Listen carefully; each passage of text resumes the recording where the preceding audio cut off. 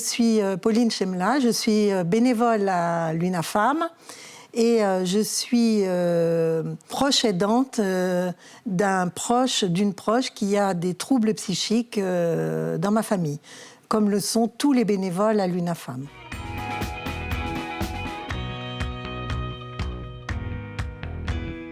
L'UNAFAM, c'est l'Union nationale des familles et amis de malades psychiques et ou handicapés psychiques.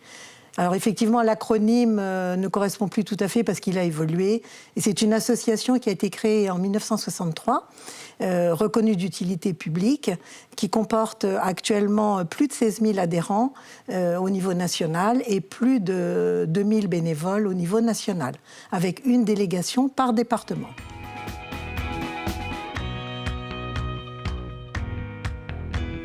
Ils ont besoin de ce soutien parce que, en fait, déjà, on a besoin de sortir de l'isolement qui est créé par l'annonce d'une maladie psychique chez un proche, qui vient bousculer toute la cellule familiale et trouver un point d'ancrage et de l'aide avec de l'information, des formations qui vont permettre de venir diminuer notre niveau d'angoisse quand on apprend la maladie psychique d'un proche et qui vont permettre de mieux comprendre la maladie et donc, in fine, de mieux pouvoir accompagner ce proche.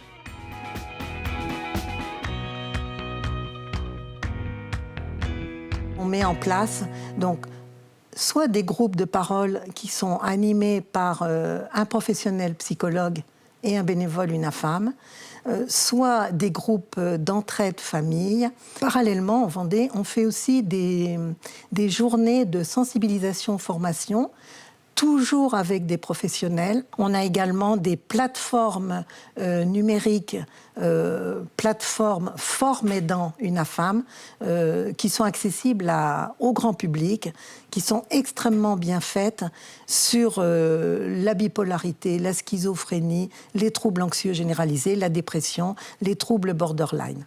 Voilà, donc n'importe qui peut avoir accès à ce type d'informations.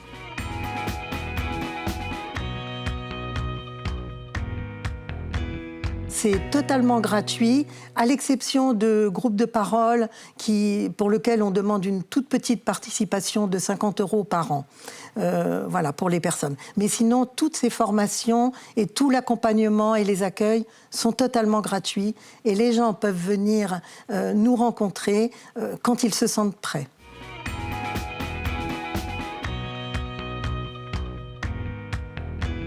Il y a une permanence téléphonique de 40 heures environ par semaine, tenue par plusieurs bénévoles.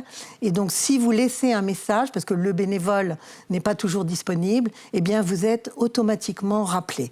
Et puis, on a également, bien sûr, une adresse Internet dont vous aurez les coordonnées.